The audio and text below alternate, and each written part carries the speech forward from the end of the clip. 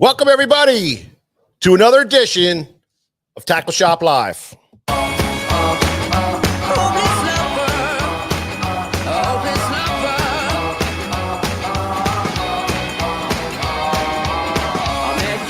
Sunny day, right there you took my breath away. Young and pretty, was it just a dream? The next day you called me up. Hello. On your little buttercup. Scott Lockoff, how you doing, buddy? Charlie Esterly, what's up, man? CJ Ted. Happy birthday to you, too. Absolutely. Dave Richardson's in the house. Caleb Heath, how you doing, brother? Good seeing you down there at the tournament. Man, we got a big old house checking in. We got a great show for you tonight. Chris Benninger's here. Edward Ranowski, how you doing, Ed? Good to see you, buddy. Mike Hayer. Steve Klauser, what's up, Steve? Yeah, thanks, buddy. Michael Bradley, Tammy, Cayuga Tammy's here. Bob Austin, Dave Richardson. What is up, Kenny Clemmer? Hey, good to see everybody here. Man, we got a big old show for you tonight. Boy. Man, we just come off of SummerSlam 2023. And we have a great show. We're going to recap that with the champions. They're in the house. We are going to bring those guys on here in just a second. Back-to-back champions. What do you think, Nick? Yeah, what do we call them? Champs? Champs? Yeah, there you go. Yeah. Back-to-back champs is what we got. But another funny fact is Mike Centaur, he won 4 years ago, too. So he won 4 years ago, and then Zini's won, a husband and wife team won, and then Mike and Sean, they went back to back for this year. So tough tournament. We're going to get into that here in just a minute. First of all, I just want to let you guys know that the SFT Memorial Day sale is rolling. Man, we're rolling on fire right now. The online sale is yesterday and today. It runs till midnight tonight, 15% off most everything in the store. So get on there for you guys that can't make it to the shop. Get on there, load your carts up, get yourself some great deals. Stock up for the second part of the season here coming up. The post-spawn seasons is underway, and you guys can load up on the stuff that you're going to need for that. Also, in-house, starting tomorrow in the shop, we have the same sale going on in here. We have 15% off a lot of what's in the store, but then we have some cool blowout stuff that we can't really talk about.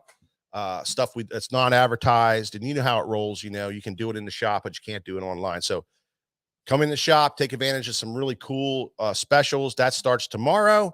And that'll run tomorrow and Saturday until 4 o'clock on Saturday.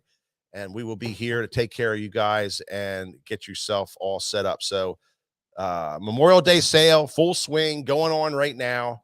Make sure you guys take advantage of it, because the next one's going to be a little while till we have another sale.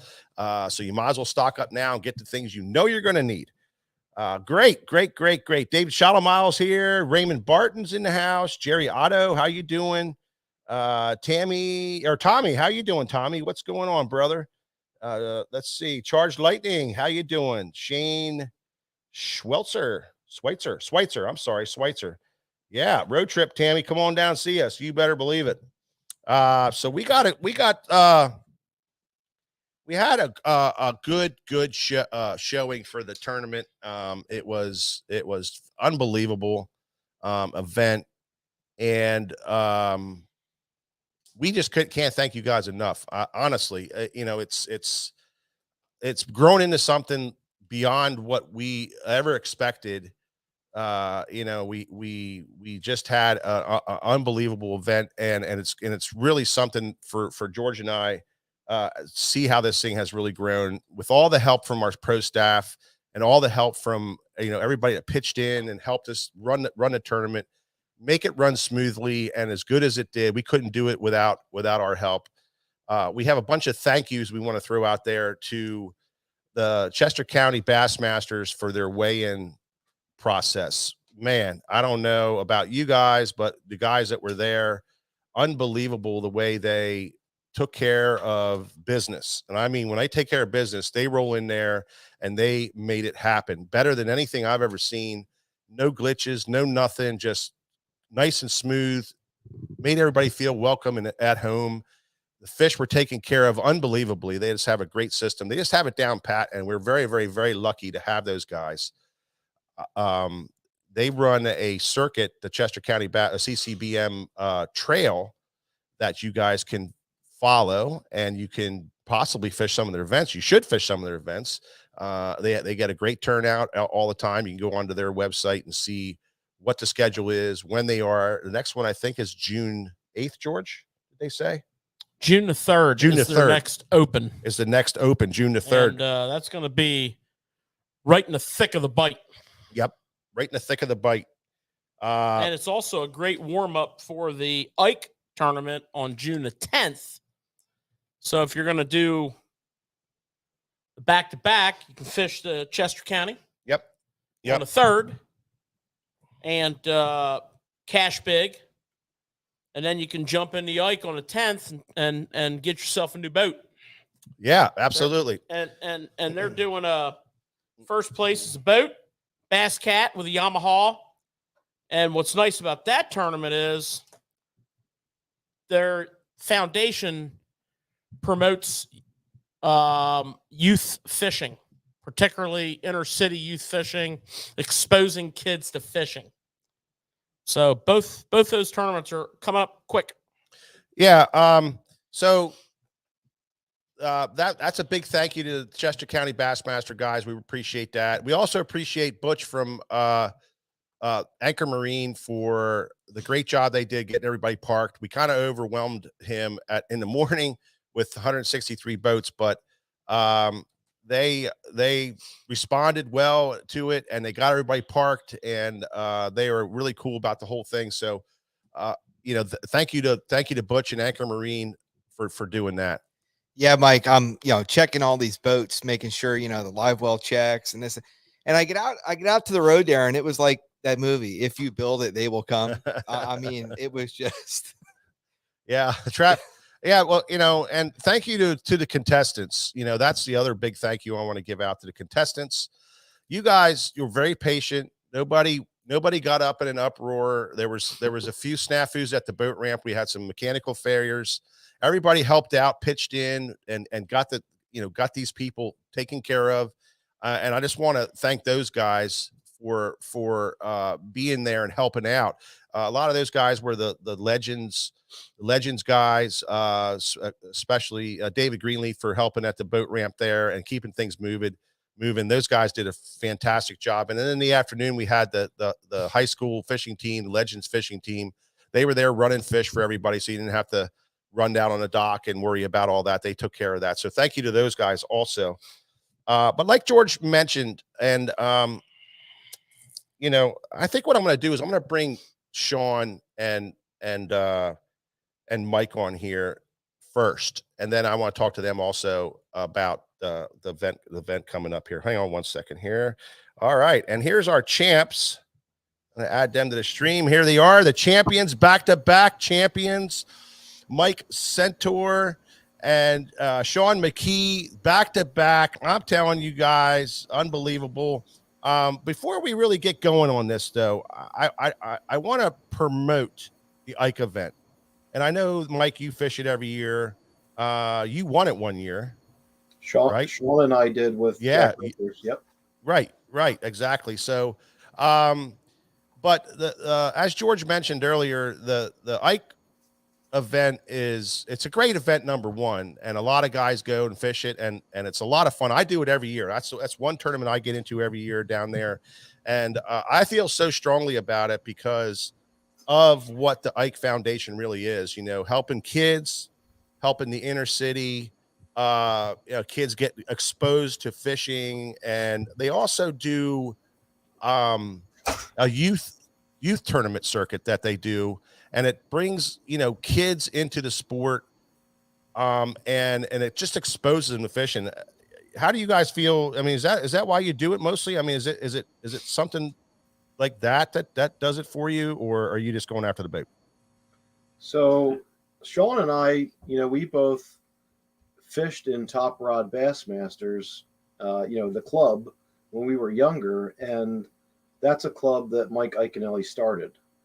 So we kind of been, around Mike and his friends for a long time. And, when, Mike and Becky started, the foundation for the kids and getting the kids involved, some of the conversations I remember Mike saying was, I'm trying to figure out how to do things for the kids and give giveaways and send stuff to people who are asking, youth clubs and all this kind of stuff. And, we need to, figure out a way to put rods and reels into kids' hands. And, I know Becky had a big hand in it, because Mike's on the road and so busy, but, the both of them have done a great job of getting kids involved. And even when we're out there fishing in the tournament, they've got things for the kids to go on, during that tournament. And they raise a lot of money, and it goes right into, supporting the kids who want to get into fishing. So how does it get any better than that? That's exactly right. And that's exactly where I'm coming from this tournament. And I think that's why, our tournament has always been one to bring new blood into the sport and to introduce people to the sport by the buy-in of the tackle, so that they don't feel like they're losing money and they can just kind of do it and everybody's a winner. That's what our whole tournament's about. And that's what I used. That's what I think about the Ike tournament. And the foundation, it's me giving money to the foundation, and I know that it's going to go where it really is supposed to go. They do a fantastic job. They have scholarships.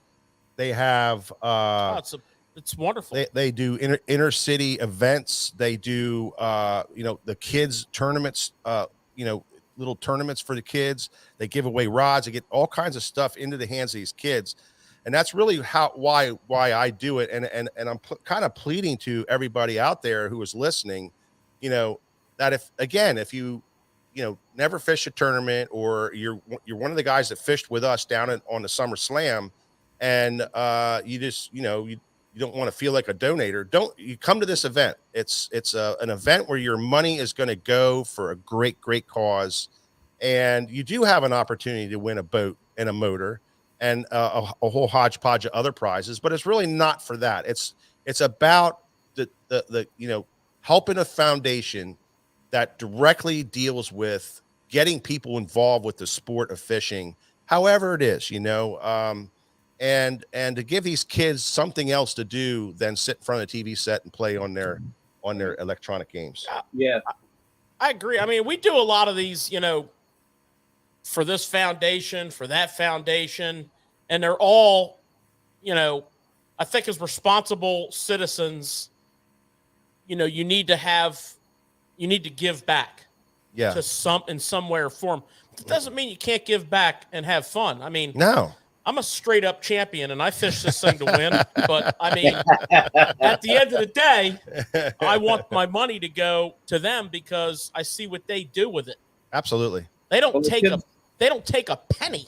No, these guys know so many different things to occupy their time. And I love when I'm out driving around and I see kids driving with fishing rods in their hands and on the way to the lake. And I just think, when we were young, we were doing that.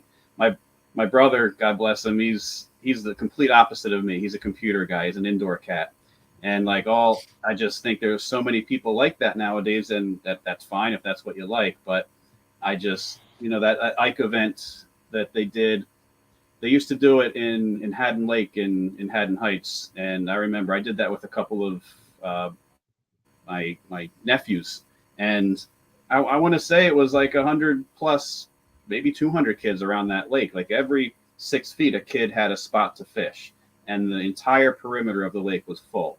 And the weigh-in was the weigh-in, where they announced the winners was awesome. Yeah. It was Mike was there with his boat, and that's just cool because these kids see the boat, they see this larger than life guy, and it gives them something to aspire to, I feel. Absolutely. We're starting to get into the nice weather and school's starting to let out, and we get it every day. I mean, we get the kids, they come rolling up in here. Yeah. They got enough money to buy a lure and some night crawlers. And we actually have some customers. We have one gentleman that keeps money on account here.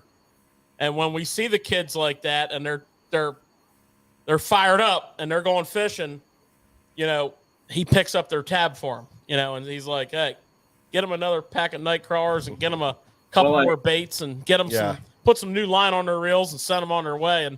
And he, that's his way of giving back. Yeah. I wish we had a place like Susquehanna when I was a kid around us, because Mike and I would go to the pet store and buy feeder fish to use for bait. Just as long as they weren't goldfish. I don't know what the heck they were. What they were, yeah. So, I urge everybody, and I plead with everybody that's listening tonight, to there's a link right on here. You can see the Ike Foundation on our screen here. It's www.ikefoundation.org. Go there, check it out, and get registered and register for this tournament. And if you want to make a donation, you can do it. If you just can't get here to the event, they have a spot on there where you can just make a cash donation. It's just a really great, inspiring organization that really does a lot for our future of fishing. And if you guys don't think it's important to have another generation coming up through, just let it go for 20 years and not do anything and see where we're at then. We're going to be in a real bad way. So we want to keep these kids coming up. We want to keep these kids fishing. And finding a way to do it is kind of difficult at times, but here it is right now. The Ike Foundation is there. It's a great tournament. Like I said, I fished it, I think 3 years now, and I have so much fun at it. It's more of an hanging out with whoever I'm fishing with, and just being there and just enjoying the day of fishing, because I know that my entry fee is going somewhere that's going to make a difference in some kid's life. So check that out. You can also go on our Facebook page and our YouTube, our Instagram, and there's links on there where you can link through to the tournament and register for the tournament. We're going to try to get 200 boats for that one. Nope. 100 and what? 50. 150. That's their maximum. They're allowed to get 150. We want to fill it. We want to make Ike proud of SFT. So we want to fill this thing. So do whatever you can to get involved. Come down, hang out with George and I down there, and see what we can do, and see if we can't catch some fish and win that boat and knock Centaur and Sean McKee around a little bit. Who gets the GDP this year? That'll be me. That's my partner. All right. That's my partner. We're going to come down and bump around with you guys a little bit and see what happens. We're not going to have any practice time because he's running crazy and I'm running crazy. So we're going to come down cold and just go at it. But that's okay. That to me, like I said, it's just a fun event. It's a good time. We want to get 150 boats. So come on down and fish with us. You got the foundation laid well for the epic ass whooping I'm going to lay on you down there. I think that's more than anything is the competition between George and I every time we fish a tournament. I don't care how everybody else does. As long as I beat him, I'm good. I'm good. Saying. All right, let's get down to this tournament. Man, what an event, huh? 163 boats, which is way over what we ever expected, guys. And we had, let's get some stats here. We had 163 boats. We had a total weight of 697 pounds of fish weighed in. So it's a little light, but under those conditions, I thought it was pretty good. 697.51 pounds. The lunker of the tournament was 6.10. So that lunker, unbelievable lunker that paid $1,480 for lunker. It was a great payday for lunker. It was a great payday for lunker. So that's 6.10 pounds. But we had a second place lunker was 5.97, and then we went to let's see, 569. Then we went to 552, and then we went to 542, and then I think we went to 513, and then 506. So that's all the fish over 5 that we weighed. But so that we had a decent amount of 5-pounders, a bunch of 4-pound fish. But the big thing is 163 boats of some of the best fishermen in the area. Would you agree, Mike? I would agree. Yeah. Yeah.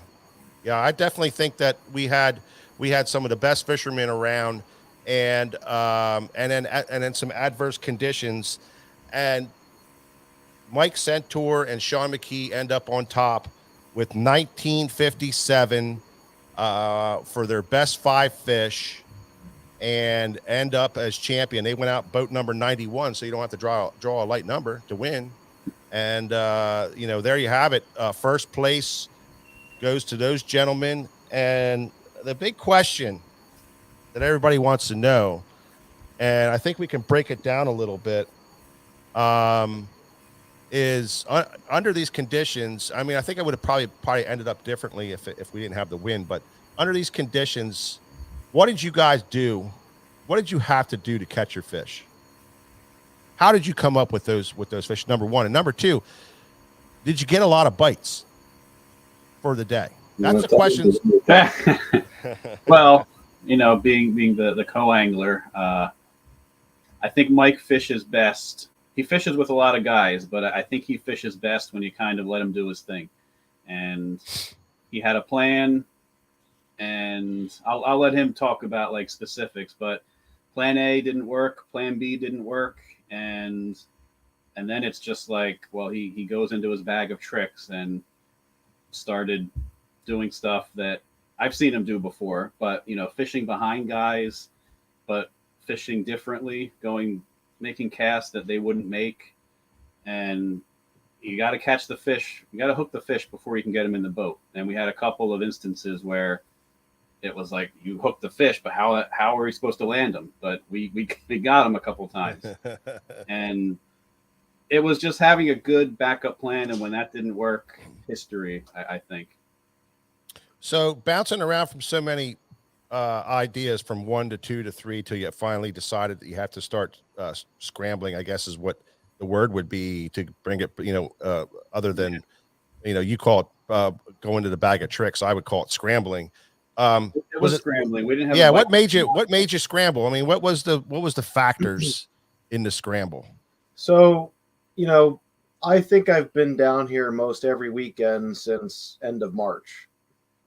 Maybe missed one weekend for a tournament up in Connecticut, but and I've done that now for good, I don't know, 10 years or better, where almost every weekend from March to 4th of July weekend, almost every weekend is spent down here on the bay. Some half day Fridays, some tournament Saturdays, some practice days, Sundays, all this kind of stuff. And so you start to make notes, how did you do, where did you catch them, what was the temperatures, what was the conditions. And so you start to build a log of all this stuff, and you go through your notes. But at the end of the day, I had Saturday as a practice day, and typically in May, especially around Mother's Day, you can always kind of put the check mark in the book that largemouth bass on the upper bay will be spawning. And normally there's grass on the flats, and I believe that's the largest spawning area on the upper Chesapeake Bay.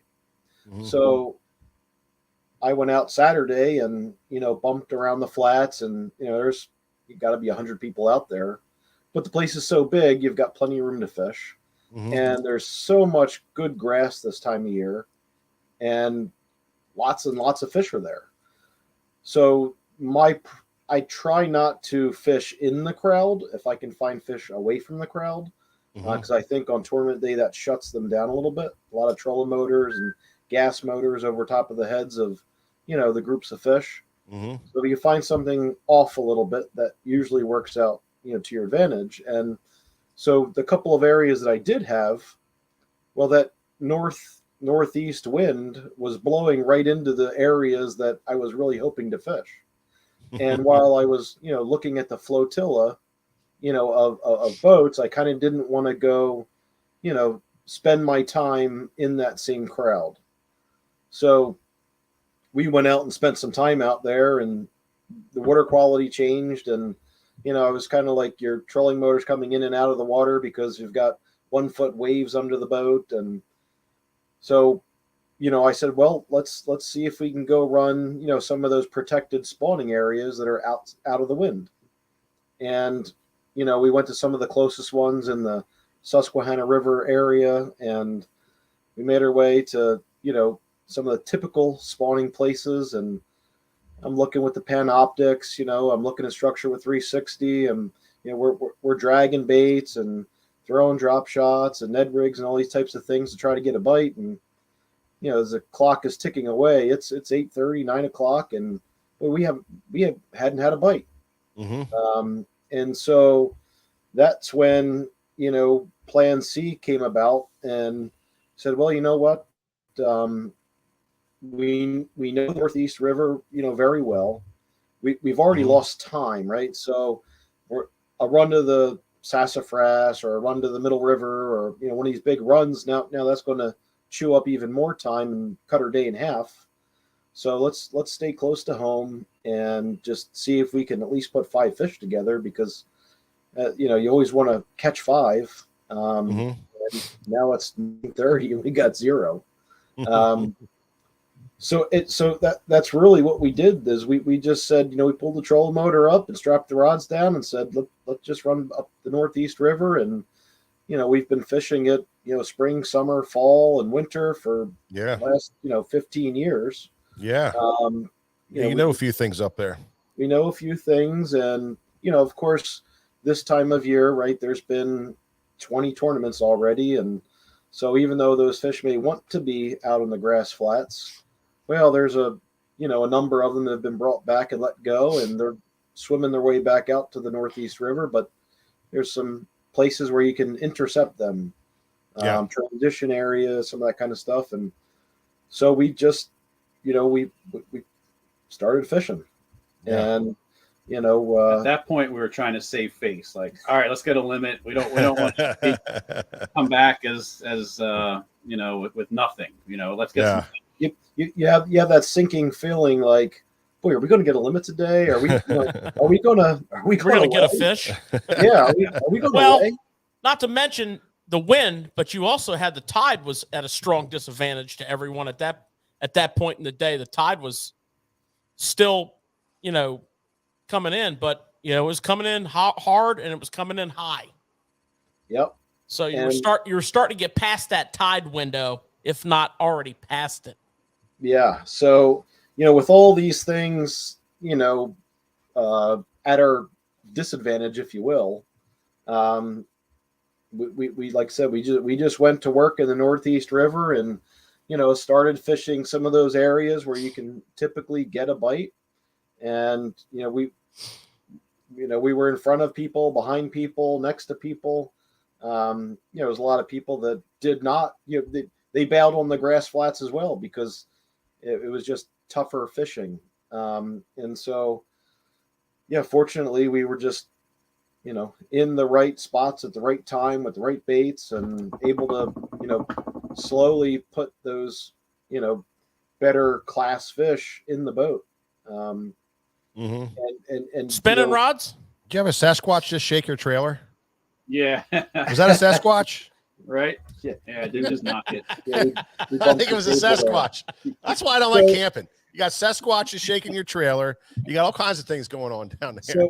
So when you fish in team tournaments, sometimes it's difficult just to get 5 keeper bites. So,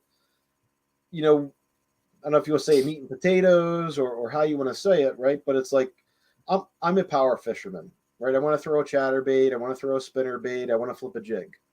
And so oftentimes you can do that for hours and not get a bite.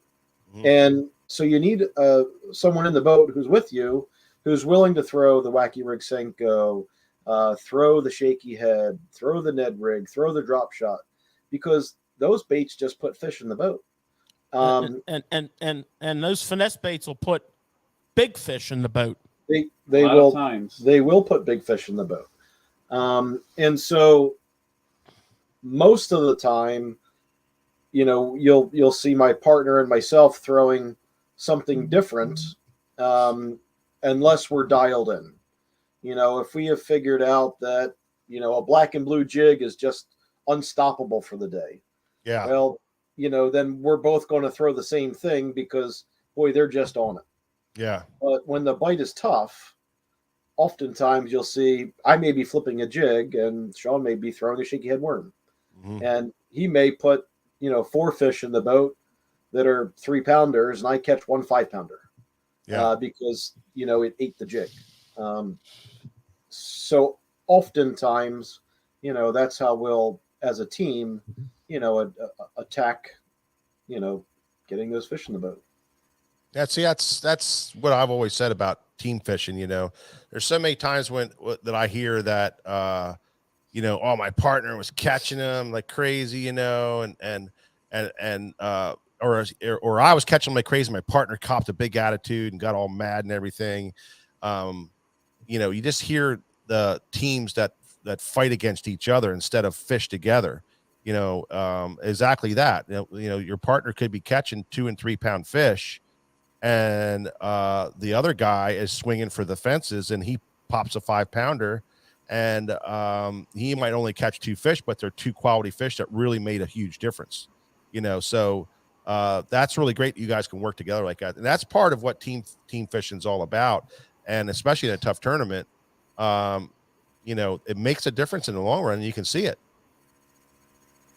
Right? Yeah. This tournament did start like that, but once I saw what Mike was doing, and he started to get some jig bites, and I saw the limit building, and I was doing the math in my head. All right, we're at 17 now, maybe 18, and I'm throwing this worm, and Mike. One point he turns around, he's like, "Well, maybe you should stop throwing that weenie worm and pick up a jig." So I picked up a jig, and then I started getting bit. Yeah. That's awesome. That's the other thing I say. At some point, I was born in the morning, but it wasn't this morning. So that's when Right. I'll make the chain when what's going on. When you know what's going on, you see the bites happening, and you see the bait that's really working. Then 2 baits like that in the water is always better than 1 bait in the water. Covering more water in different spots and different casts and stuff. So yeah, that's a smart move right there. What do you got, Nick? Well, Mike and Sean, I've known you guys for a couple of years now. I know when you guys fish tournaments, you're expecting to do well and even win. So going into this event, before you were starting to struggle to catch a limit and all that, what was the weight that you thought you would need to do well? Yeah. So Nick, I never would have assumed 19.5 in the middle of May would be a big enough bag, because, I've over the years, 22, 23 pounds, you're still not safe. Mm-hmm. Yeah, we came in confident we had saved face, but not that we would be competitive for the win. I mean, That's fair. And look at last year. We won last year with 24.5 pounds. Yeah. So when you come in with 19.5, you're feeling like, oof, you didn't quite do what you did last year. That's for sure. Yeah. Last year you wouldn't have made the top 20. Right. Yeah. And it was the same weekend. Yeah. Isn't that crazy? Yeah, It's that's nuts. conditions. Springtime in the Northeast is challenging enough. But springtime in the Northeast on a tidal body of water is, it's kind of like putting puzzles together that there's 20% of the pieces are missing. Your puzzle's never going to get completed. Yeah. It's a very challenging time of the year. The fish are going to spawn.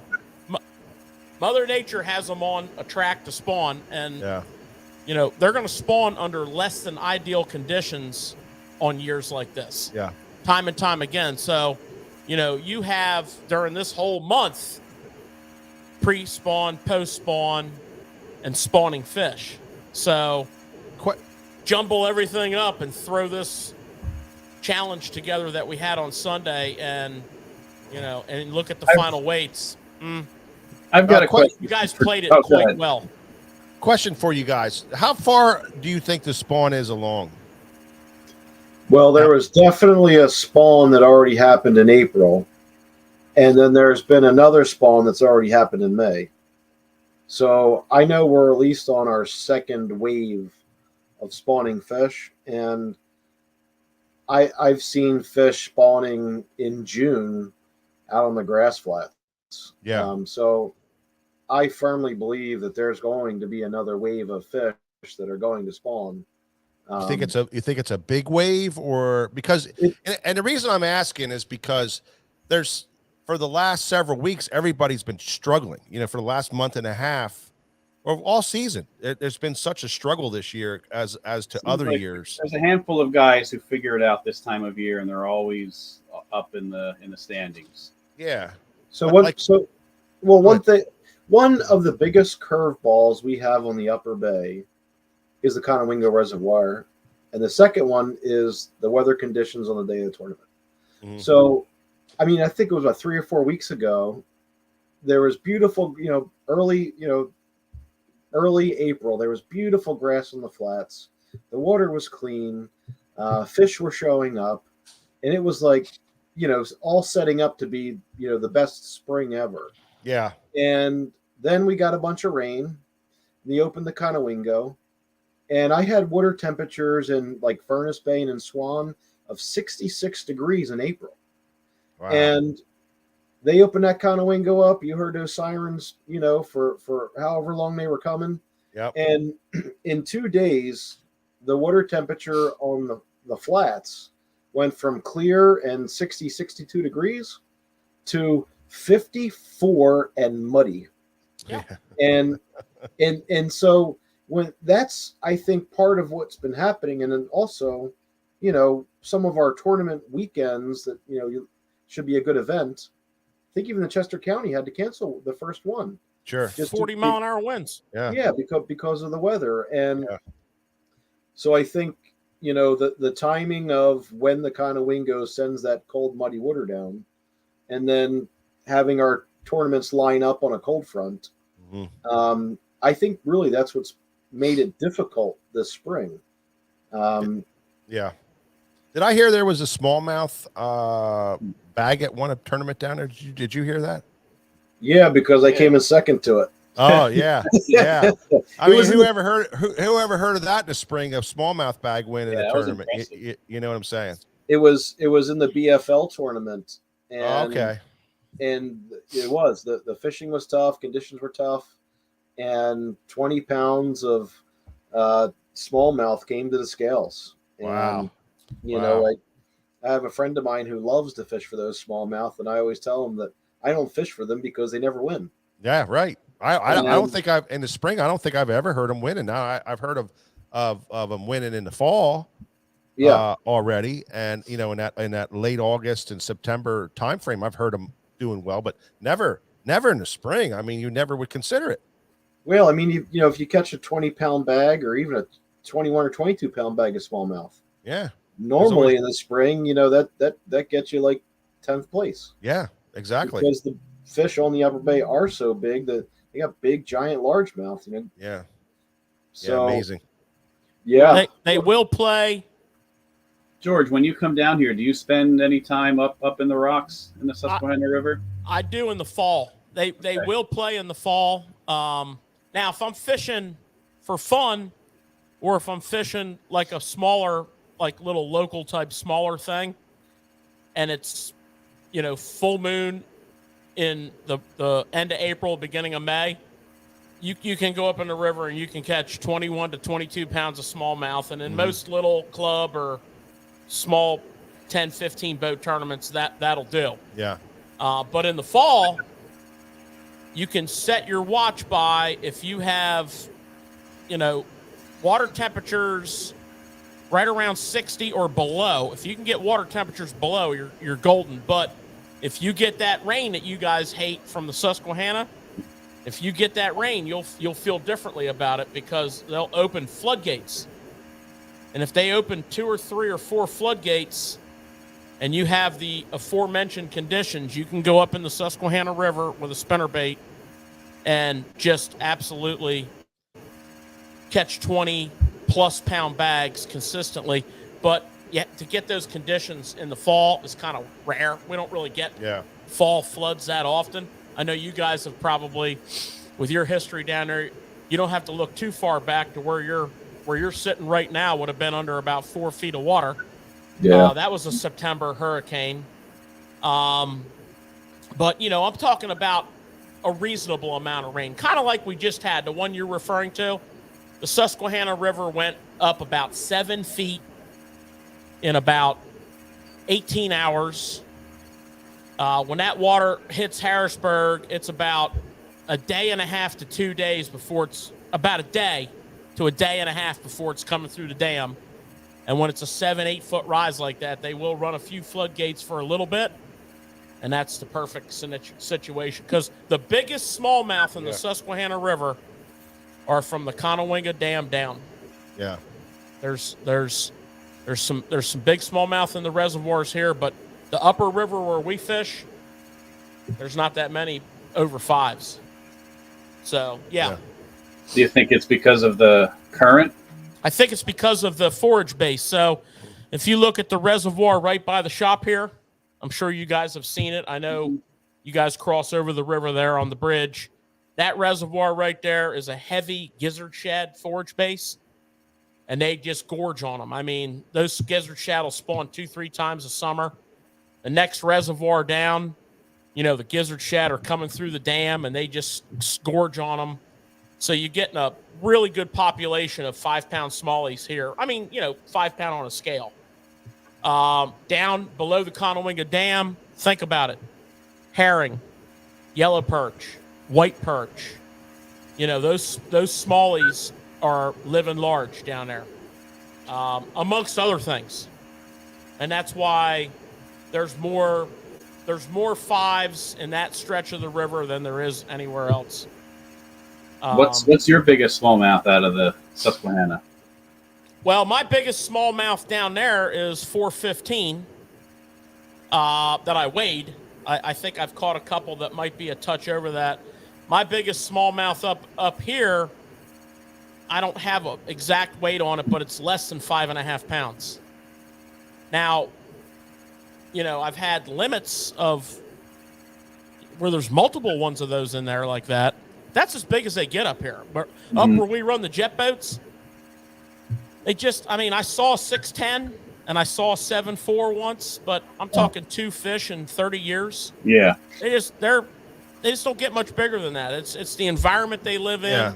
Well, over the years, with all the customers that we deal with that fish down, from Port Deposit to the dam, and who really know it well, and they live for that fishing down there. It's so treacherous, and you were asking why we don't fish it. It's just, we know how to run treacherous water. That place, you got to be running it all the time to know all the different levels, because the dam, it fluctuates so much in that area. It's just so treacherous up there. But I know guys, and George and I, over the years, we've met people who just really know it, and you would not believe the number of 5 and 6 pound smallmouth that are caught up there. You just not believe it. They're just not tournament fishermen. You're never going to know. They don't tournament fish. They just go down there and fish them. The one guy used to piss us off because he'd keep them all and eat them.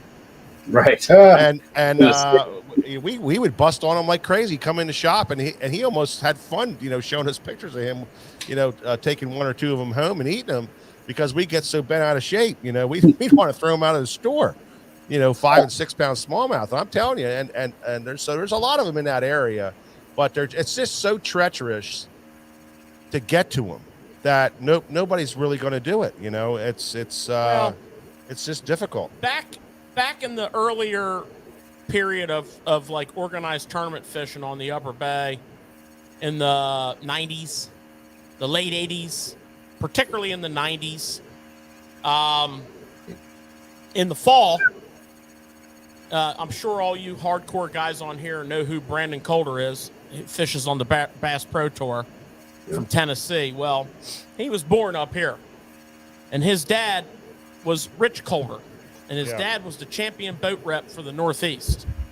And his dad took great pleasure every fall in winning every team tournament there was in the Susquehanna River on a crankbait with a DD22 on all smallmouth. I mean, you were fishing for second place. It was like jumping in a buddy tournament with Centaur and McKee in the spring. You're probably fishing for second place. In the fall, if the water temperature was in the 60 to 50 range, you were fishing for second place, and you were going to get beat by smallmouth every single time. Now, keep in mind, the largemouth in that era, 6-pounders were extremely rare. Yeah, they were. 5-pounders were huge. That was in the 90s. That was in the 90s. But he still was catching 18-pound bag of smallies, 19-pound bag of smallies. Pretty regular. And I know this quite well because he took a lot of my entry fees doing it. So what you're telling us then, for all of our listeners that are watching that Fish to Tournament, and there's a lot of them watching right now. I know it doesn't look like it, but there's a lot of guys that are watching this event, or that this show, that Fish to Our event. So what was the bait? It was a jig. Was that the main thing, a jig? Jig. Jig. Yeah. fishing. Yeah. I that's when, like I said, at one point when we had our 17 or so pounds, I said, you know what, Mike, I think you got every bite on a jig. And that's when he told me to pick up a jig. So Yeah. it was a jig kind of day. And was it a run and gun type of thing, or did you kind of just set on a spot once you determined what was going on and how hard it was? Was it just setting on a spot and waiting for the bites, or did you just cover a lot of water? We had a couple areas that were holding some fish, but we did soak for a bit in a few areas.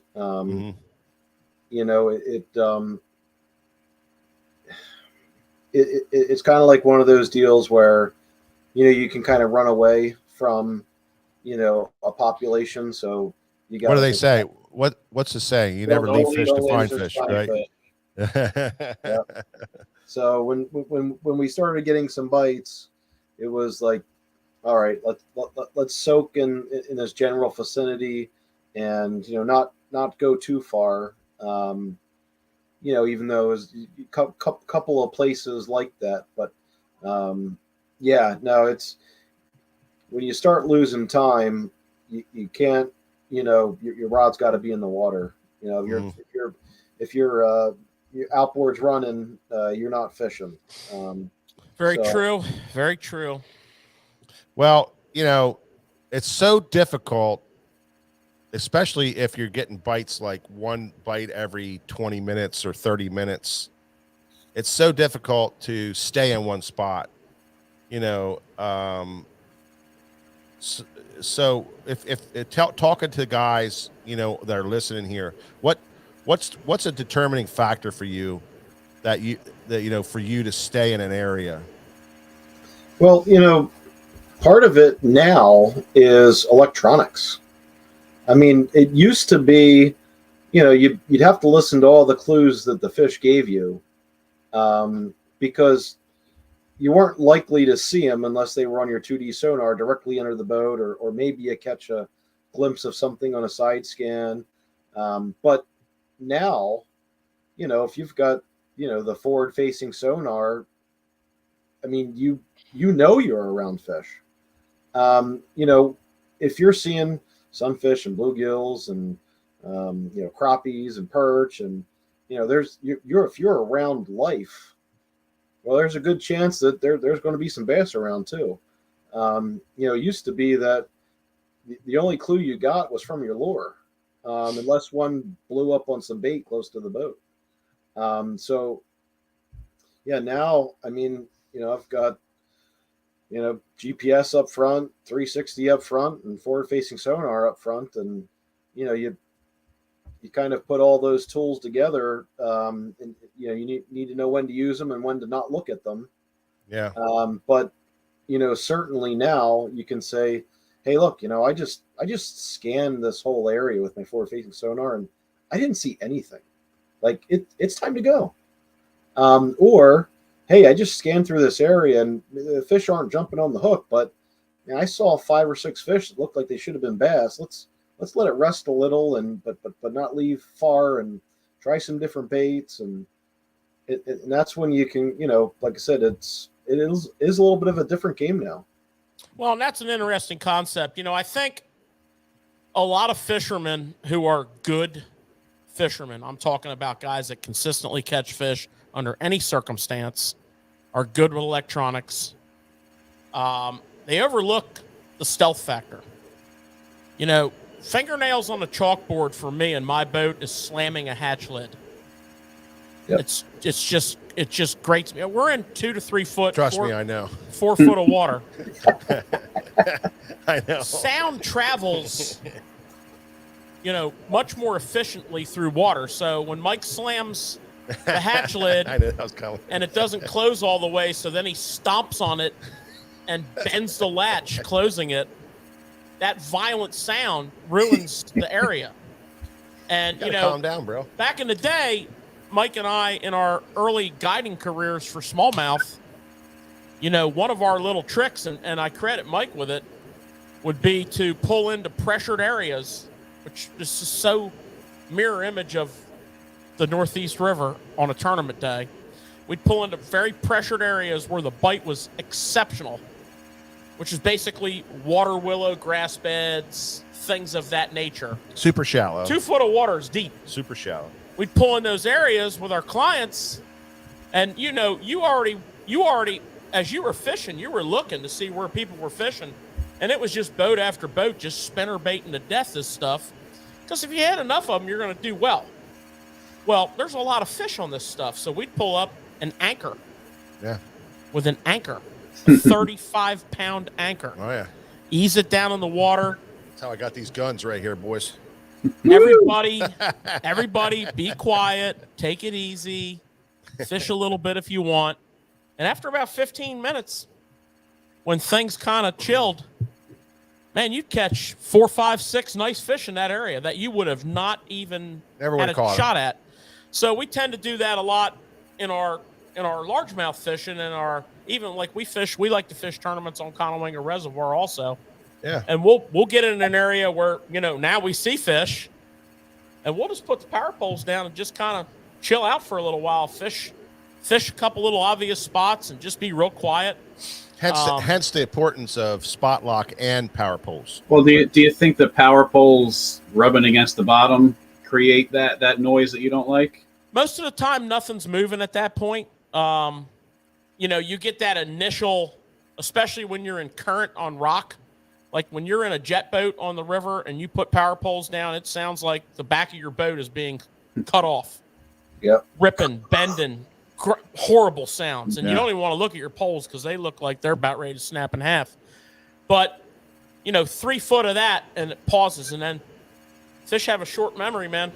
They lock, it just takes them about 15, 20 give 'em a minutes. couple and then minutes. They're all ready to roll. And, on a tidal water situation or a reservoir situation where the current's important, but the current's subtle. We have our currents, but they're subtle. When those poles get on the bottom, most of the time there's very little movement out of them. Mm-hmm. I'll put my sonar to sleep, except for my forward, and just kind of stealth mode, man. Yeah. And I think that's you guys said it. I think that's a valuable thing. Yeah, I agree with you, George. Sometimes while I'm practicing, I'll have everything running, so that I can see structure, see fish, all that kind of thing. But sometimes on tournament day, I may turn most of all that stuff off, because you end up staring at your equipment rather than making the proper cast. Yeah. Absolutely. Not to mention the noise now. There's a lot to be said about Yeah. the sonar beam. You can turn your transducer off and leave the unit on. I do that often. Yeah, it's kind of like my console units. When I get up from the steering wheel to go to the bow, I just boom, boom. I turn both those transducers off and then go to the front of the boat. Standby mode. Yeah. Yep. Yeah. It just turn them off. What do you got, Nick? Well, it's interesting. We talk about baits, we talk about places, but it's the fact that they made the decisions they made, and that's what tournament fishing really is, the decisions that you make. And one thing I think is neat about you, Mike, is how often you fish that those decisions come more natural to you. How often do you fish in a week or month? Well, I can Not tell enough. you. Well, yeah. I mean, I would say from like 2005 to 2015, in that neighborhood, I worked for a water treatment company where I was a service technician. And, I was given a list of accounts to service. And essentially, I could start my day at 7 and finish by 1. So for about 10 years, I would say I fished damn near every day.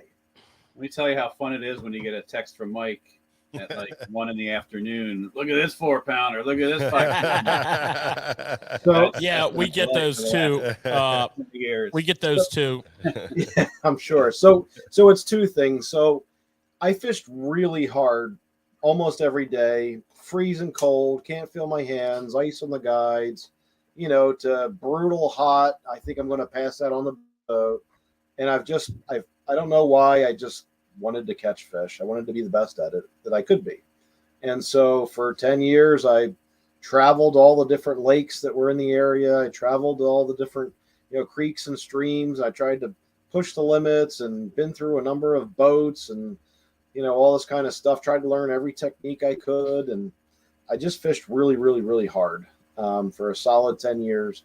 And for the last 6 years, I've been working for a company right near George and Mike there, Guardian CSC Water Treatment, which is just in York there, out of York. So as an account manager now, I have quite a bit more responsibilities, and I don't have that 7-to-1 freedom I used to have. So Right. now I'm relying a lot on all the notes I've taken over those 10 years, Sure. and while still getting out as much as possible. The one other thing I will say that has sort of made me make adjustments more freely is growing up fishing the Delaware River. Because I live 5 minutes from the Gloucester City boat launch, just outside of Philadelphia on the Delaware River. And that river system has a 6 to 7 foot tide swing every 6 hours. And so, you really have to learn where you can catch fish and why, because you may catch a fish on a tree today and go back tomorrow at 3 hours difference time, and your boat's stuck in the mud because the tide is so different. And learning how to run the Delaware River to fish the tides has, really sort of programmed my brain to fish certain areas at certain times and for only so long, and try to, maximize those tides, whether it be, 50 miles down the river or where we launched the boat, to, sort of maximize those bites. And I mean, there's been a number of tournaments here where, I've burned 30, 40, 50 gallons of fuel, running those tides and fishing certain areas because, that trained brain from the Delaware River says, hey, this portion of the tide, you're not going to get bit here. Don't wait it out. Go fish in the more productive water and then come back. Yeah, I think one of the interesting things about bass fishing and really all forms of fishing, because, I know quite a few hardcore saltwater guys that are the same way, but I think one of the biggest draws to the tournament side of things, or even just the hardcore side of things, is what Mike just said. For 10 years, he was driven like we all were. Yeah. I guarantee you Sean was. I know Nick was. I know me and Mike were. I know hundreds of other people that are watching right now that were, and it gets in your blood and you're driven and it's a passion and it's an obsession almost. And Definitely. you go. You just, there's nothing, you know, Mike and I talk about it all the time. Like, we just, if we had a tournament on the Potomac and it was an important tournament to us, we just, you know, we leave after work and drive down the Potomac and fish the next day, drive the hell home and go to work. Yeah. You know, just that's a drive. That's an obsession. That's a big part of the inner workings of being in this sport. You know what I mean? It's part of the greatness of tournament bass fishing. Yeah, it's interesting too that or hardcore bass fishing, however you want to say it. yeah. Well, first of all, for everybody tuning in right now, we're talking with Mike Centaur and Sean McKee, who are the champions, back-to-back champions of the Susquehanna Fish and Tackle SummerSlam tournament of 2023, which is fast becoming one of the prestigious tournaments down there. And I'm telling you, if you win this one, it's major bragging rights is the way it's turning out. These guys are doing the major league bragging on this now because they deserve it. It's a tournament that has really some of the best fishermen in that area and up and down the you know, that corridor area all the way up to Pennsylvania. But it's funny because this year's tournament we had, I think, 5 states involved. New York, we had people from Jersey, Maryland, Delaware, Virginia, West Virginia. Galen Heathcote, he drove up from Winchester, West Virginia, and fished. And these guys, you know, so we had people from all over come up here and fish. So it's becoming a very prestigious tournament. And congratulations to these guys. So I've got one question. There was a big bump in the boats from this year compared to last year. What do you attribute that to? I attribute it to the word getting out. It's kind of like, you know, last year there was a bunch of people that never fished it before. Now, you know, they're talking to their buddies, and their buddies are like, "Oh yeah, I saw that. I read about that. And they tell them the experience. You know, Yeah. if you have a good event, you know, as bass anglers, we've all fished really bad tournaments that were poorly run, and we never went back. But when you have a really good event that's well run and people are happy and have you know, fun. over the years you listen to their constructive criticism and make adjustments. Yeah. You know, I can tell you this much. I never thought we would have to do this with our tournament, but after talking with Butch and seeing the available territory down there, I mean, we talked after the tournament. Butch wheeled on over and we had a conversation. Next year, we're going to literally cap it at 200. And I wouldn't be surprised to hit 200 because it's becoming a prestigious it goes event. like this, It's one you mark on your calendar. There's more Yeah. people, right? So we picked up 30, 40 boats this year over last year. Well, now they're all going to go talk to their buddies in their clubs, in their corners, in their groups. Yeah, There's 200 right there. There's your 60 boats. not only that, but you know, some of the feedback we already have was, you know, we got guys who are dead. They are serious about winning this thing. They want that title. They want to be the champion of SummerSlam. Because You guys are marked. You guys- Well, it's cool to bring home a big that big Happy Gilmore check too. That was yeah. It is. Yeah, where is that check? You got a plaster on the ceiling there or something? it's not in the camper. It's at my house right now. Okay. That All goes right. in the garage. That's where you keep your boat. You put those checks on the wall where you keep your boat. You know, Nice. the one other thing about this event that, you know, really is a wonderful thing is nobody goes home a loser. I mean, you know, you get entered into this event for free.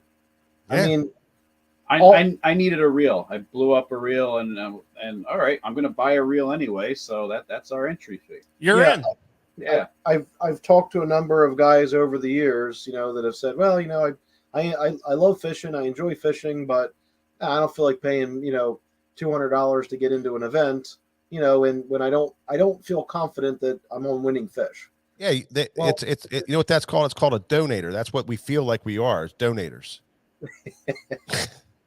But I hear what you're saying. that's the truth. You know what I'm saying? That's exactly why we did it the way we did it. Like Mike's, that's what Mike's saying. But that's what's so great about this event, like the Ike event, right? You know, you're giving to a charity. Yes. In your event, hey, look, if you need a rod, you need a reel, it's simple. Make the purchase, and you're in the tournament. So it's a free event where you've got a chance to win, you know, $4,000 plus if you do put some money in and get in a side pot, extra $1,800. Yeah. You know, it's so, hey, you know, if you buy a reel and, you know, then they give you $4,000 for doing it. How can you beat that? You know, That's we call right. that, guys, turning onesies into hundies, baby. Yeah, baby. Yeah. That's better odds than freaking betting on the NFL. Yeah. So this year we did have a better payout this year. We paid out $10,500 for the whole tournament. We paid 17 spots, and we had a lunker pot of I think $1,400 and something dollars, and then we had a side pot that you were able to get into. And like Mike said, they won $1,400 plus another $1,800, or $4,000 plus another $1,800 in the side pot. And you know, it's a great payout. It's just, You know something good, Mike? what's that? And we got a reel. Yeah, and you got a reel. And you got a reel. And next year at 200 boats, Yeah. 200 Payout. boats, payouts going up. payout the 10,500 gets passed, baby. Yeah, absolutely. We have to put the math on that, but we're going up several thousand. Yep, and we gotta thank Shimano, G Loomis, Jackal, and Power Pro for helping us put this together. It was an idea that George and I had, along with our sales rep Patrick Latham, Many years ago. I think it was 17 or 18 years ago, and you know, we wanted a way to have a tournament that everybody won, just like Mike said. You know, you know, some of us guys, you know, when we don't fish these tournaments because we feel like we're donators. You know, we just feel like we're just giving money, you know, for the experience of fishing, but we know we're not going to win anything. This is a tournament where like Mike said, everybody wins. It's a unique tournament. When we could not do it without Shimano, G Loomis, Jackal, and Power Pro backing us and helping us come up with a way to pay these guys these great payouts and make it what it is. I'll tell you something interesting about this, fellas. When we came up with this idea, this was never being done. Yeah. And when we did it for 2 years with the idea, but you had to pay an entry fee cash. And we did it locally here. And the second year, you couldn't park a truck and a trailer within 3 miles of where we were launching from. Yeah. I mean, we were parking in people's yards. That's when Shimano came on as a partner. And you know what?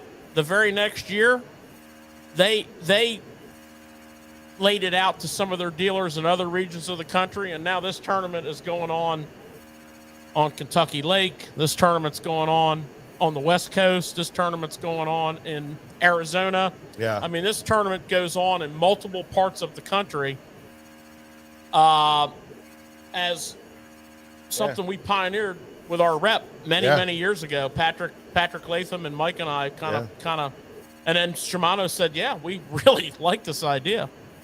So without their help, we don't do it. Yeah. So yeah. Anyways. Yeah. So put a bow on this bad boy, Mike. Well, congratulations to Mike Centaur and Sean McKee.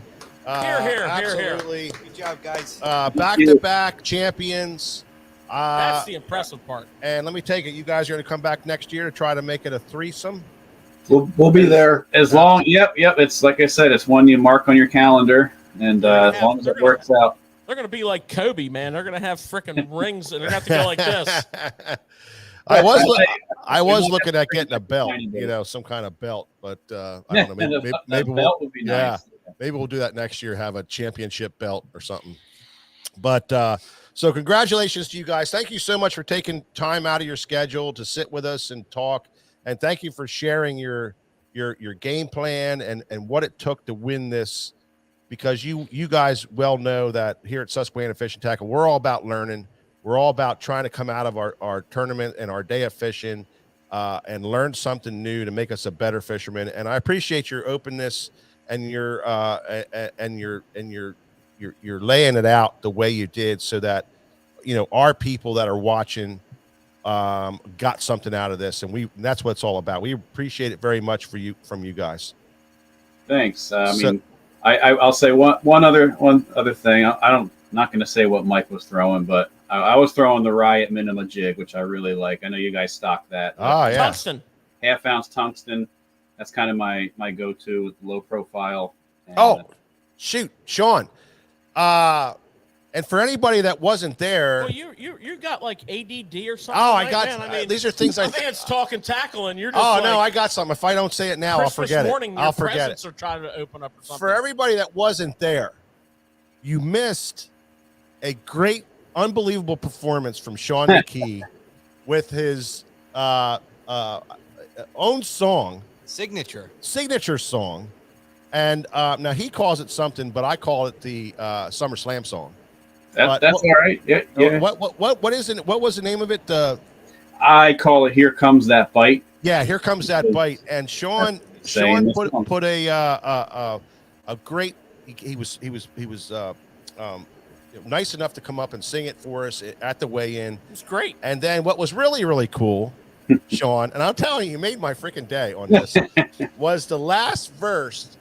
Was so freaking cool. I just couldn't believe it, man. It was Well, I unbelievable. had to personalize it. I had a verse in my head. I was always going to mention George and Mike, and just I couldn't figure out what I needed to rhyme. I'm not a good song lyricist in my band, or I don't write any of the words, so this is like new for me. But I knew what I wanted to say, and then I had no idea we were going to win. I had another verse written in case somebody else won, and then crap, we won. Now I have to think on the spot and change it, but it worked out, and I can't believe it, Freestyle, man. baby. That was so unbelievable and so cool. And if anybody wants to watch that, they can go. We live streamed it on Facebook, so you have to, it's a pretty long live stream, but you can fast forward it to the end, towards the end, maybe the last 15 minutes of the live stream, and watch where Sean gets up there and sings that song. It's just a cool thing that he did for us last year and then added to it this year, and I appreciate that very much, Sean. Well, I'll tell you what, I'll record it, get a good recording, give you a copy. You can play it on. That would be great, man, for us to put that up there so everybody can hear it, because it's cool as hell, man. All right. You remember the words you said about me and George? Oh yeah. Susquehanna does it right.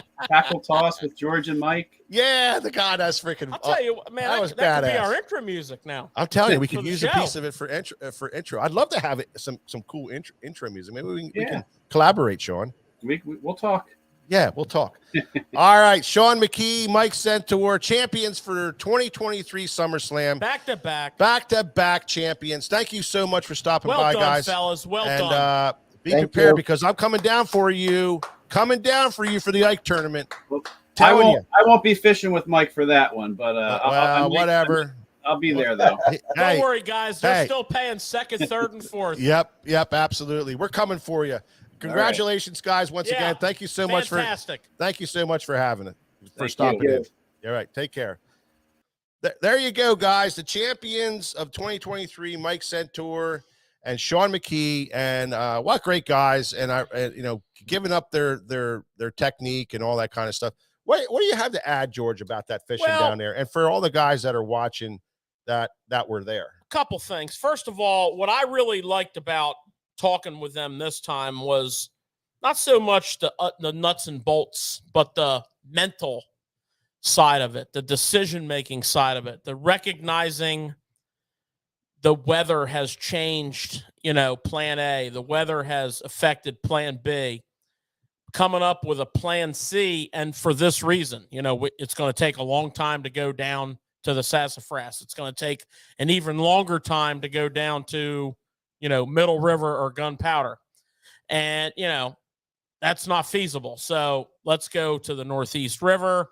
Let's work our milk run and let's do, power fishing up front, finesse techniques in the back, get dialed in.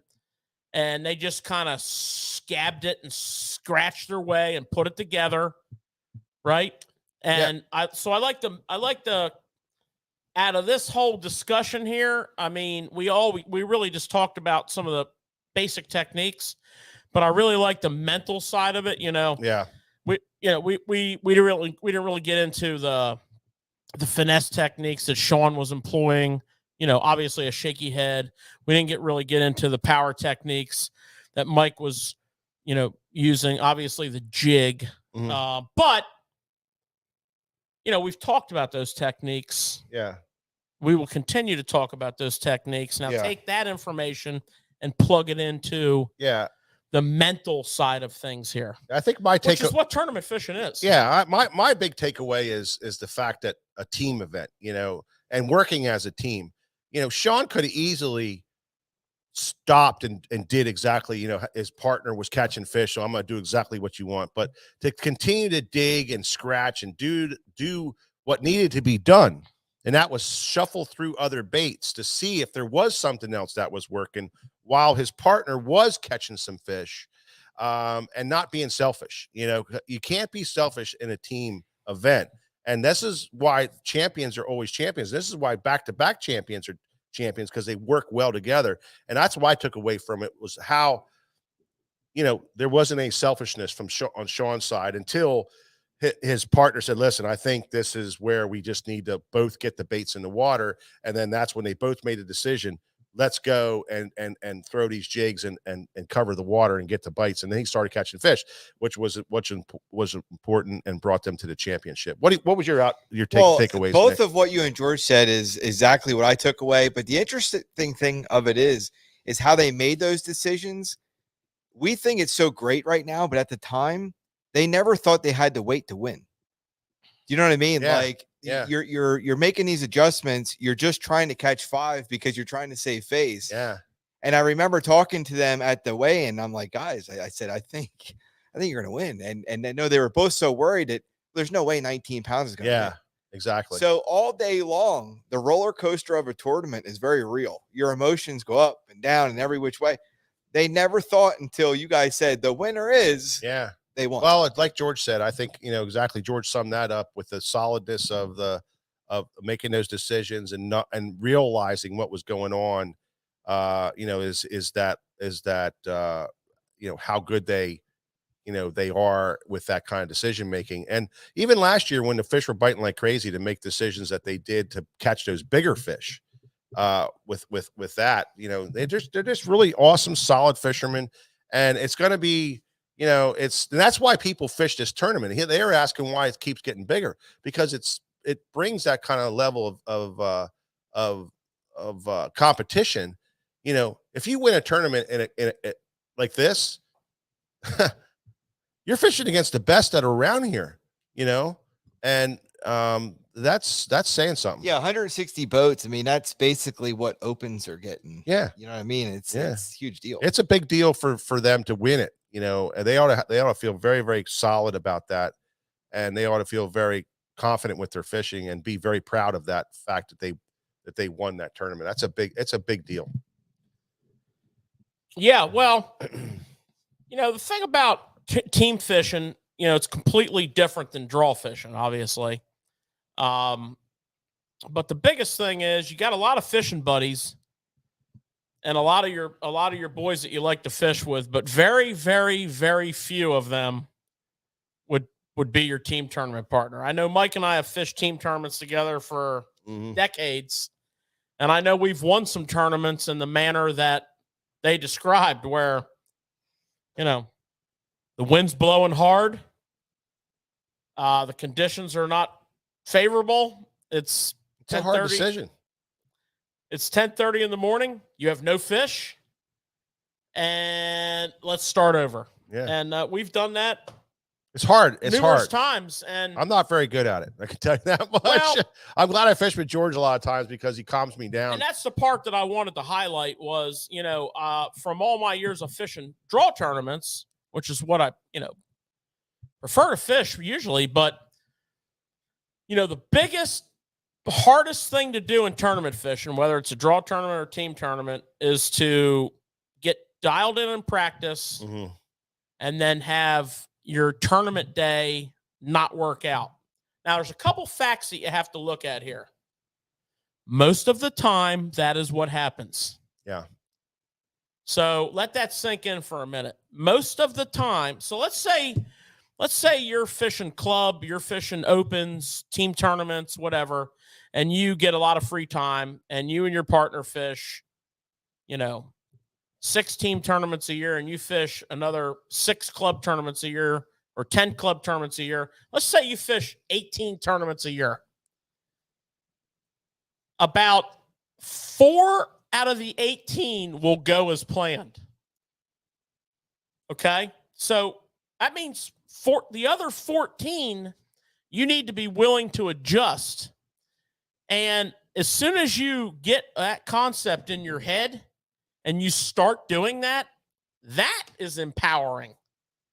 Once you are in a tournament, and especially in a higher stakes tournament, let's say you're fishing a BFL or a Toyota Series or an Open, or the BFL regional, man, you're like, you made it to the regional. You worked all year to make it to the regional, and your freaking plan just is worthless as the paper is written on. Being able to do an about face, make the adjustments, and start catching fish, even if you don't finish where you want to finish, is almost as much of an accomplishment in your fishing career as learning a new technique. Yeah. That's the mental side of fishing. If you don't think that's big, Yeah. then keep doing what you're doing. Well, that's pretty much the deal there. But we, like I said, we had 163 boats, and there wasn't just one person that won a tournament, and that wants to be mentioned here. We had some great people fishing and some great people that did really well in this tournament. And second place with 1725 was Dan Eckerd and Chris Hoffer. They had nice weight. They had a great weight, and they had the lunker of the tournament of a 6.10. So nice fish. It was a great fish. It really helped them out with their weight, and they had 1725. I had such a good time talking to those guys in the morning. They're like, whatever, it's a lot of people coming in here, we'll get passed off and we get blasted off. And, it's just like easy going, cool dudes. Yeah. Not a care in the world. And went out, paid off, second place, big fish. Yep. What did big fish pay? $1,480 something. Yeah. And then they were in, bam! They were in the option pot, which gave them another, now here's the deal. So they didn't win as much as first, but they were pretty damn close because they got lunker for $1,400. They got second place in the option pot for, I think it was 70-30. I think it was $800, $900. And then they took second place home, which was $1,400 and something. So they weren't far off of winning what those guys won, for first place. So that was pretty cool. So anyway, congratulations to those guys. That was a pretty good deal. Third place, some local guys here from York County, Paul Batali and Steve Klauser. They had 1674, and they had a big fish of 542. So they were the fifth largest fish of the tournament. And then in fourth place was Chris Sano and Adam Ivory. These guys are live over in New York, and that Adam Ivory, man, in the back of the boat, badass fisherman.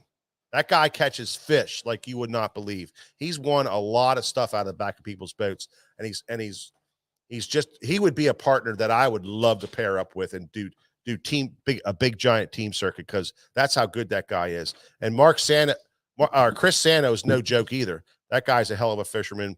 And Adam Ivory, that's a great team. They had 16.70 for fourth place.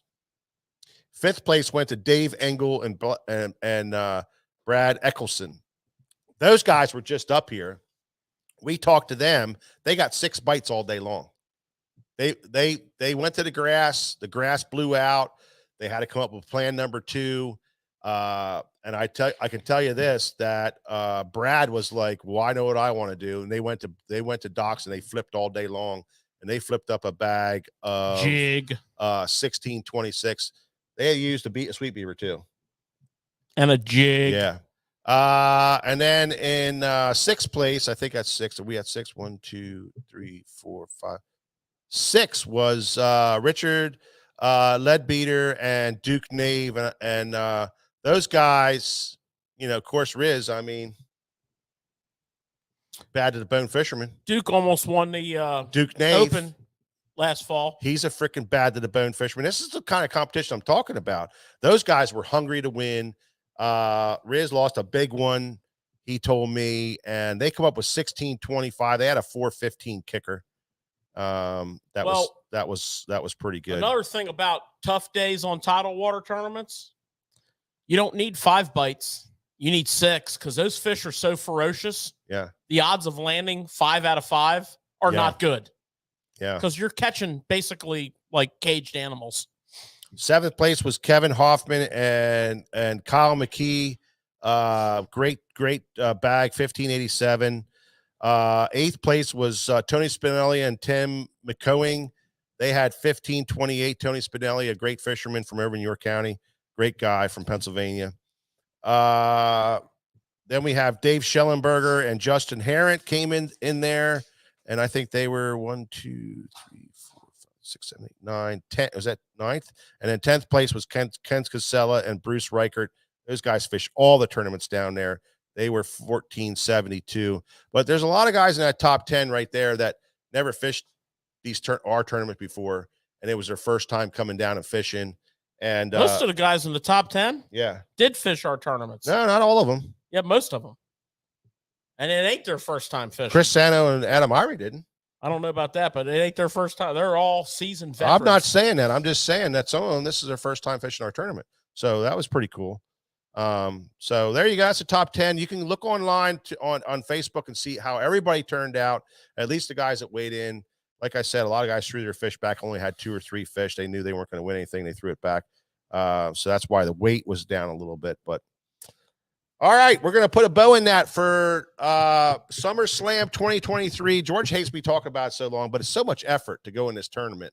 I think it's deserving of almost a whole show because you guys, the customers, you want to hear every little piece of it. And I think it's very, very important that that you realize that this is a big event for you guys, and we love it, and we appreciate you, and we will do it again next year, and we will let everybody know all about it. So stay tuned for SummerSlam 2024, which will be starting to be announced sometime in late fall, early spring.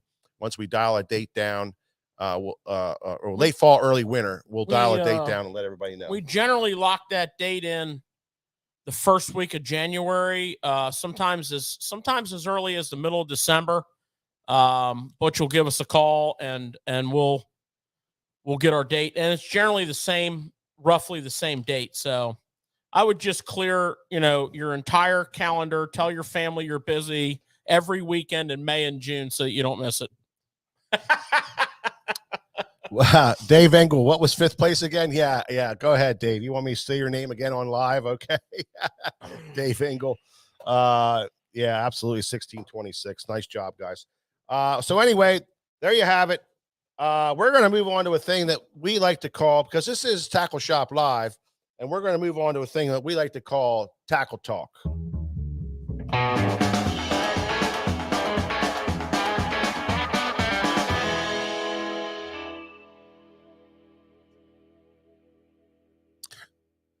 All right. Well, hey, Tackle Shop Live is, we are a tackle shop, so we love to talk about tackle, and we love tackle.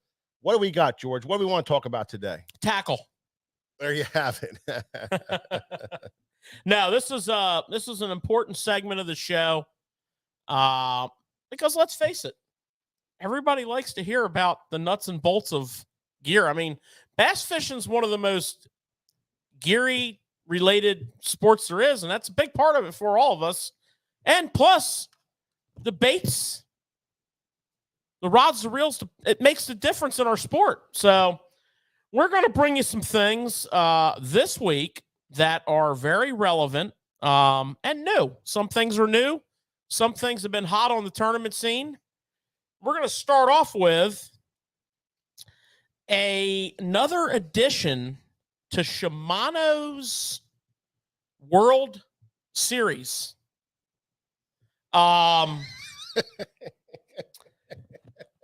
Mike's going to get me in a lot of trouble tonight. Yes, do I not tune out early.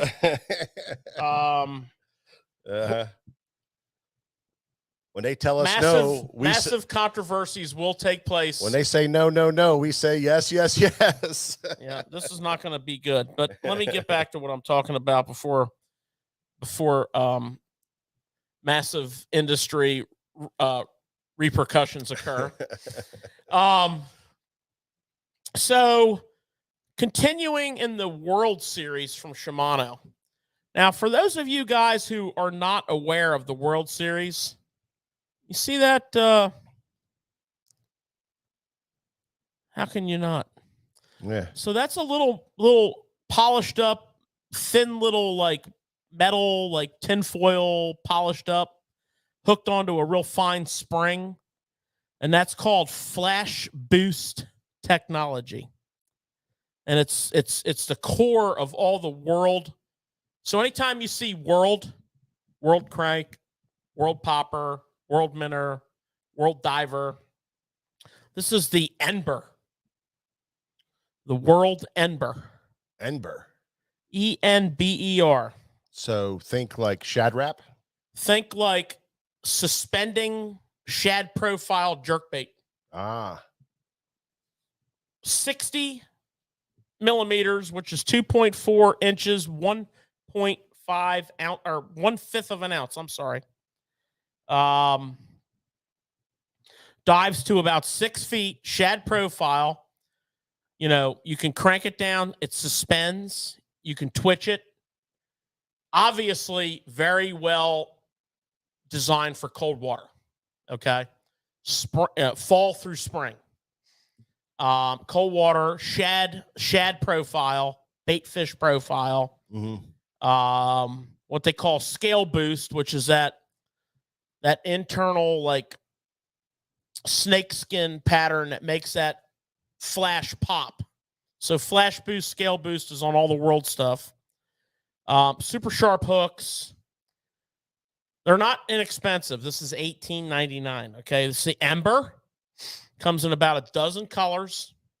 Well, you know, just to say about the world, we've had it for a little bit of time now. We've been fishing it for two cold seasons, and it's legit. It's not a joke. There's no joke about it. The flash boost is no joke. It's a real freaking deal. And it's really that dead sticking type of setup for me that strikes happen because of that flash boost. So it's no joke. People are buying them up. They're hard. You know, there's a lot of stuff that's hard to get on that, but here at Susquehanna, we got them. Yeah, so the World Series includes some jerk baits, the World Minnow. So this is the World Minnow, which we've talked about a lot. This is a perfect year-round jerk bait. You can work it super fast. You can work it slow. I mean, it's just, it's A to Z. Flash boost, you know, scale boost. How durable is it, George? I've never broken one. I've never seen anything break. We've got 2 years on some of these baits. I've never broken a lip off of one. The hooks are fantastic. Yeah. It's a 3-hook bait. But what I'm showing you here is 2 new colors. So this is, and I should have wrote this down because I'll never read this. So this Give it here. I got it. Oh. This is Hasu. A lot of blue. You should be able to look at that and say what that is, George. Kind of a lighter belly, flash boost. And this one is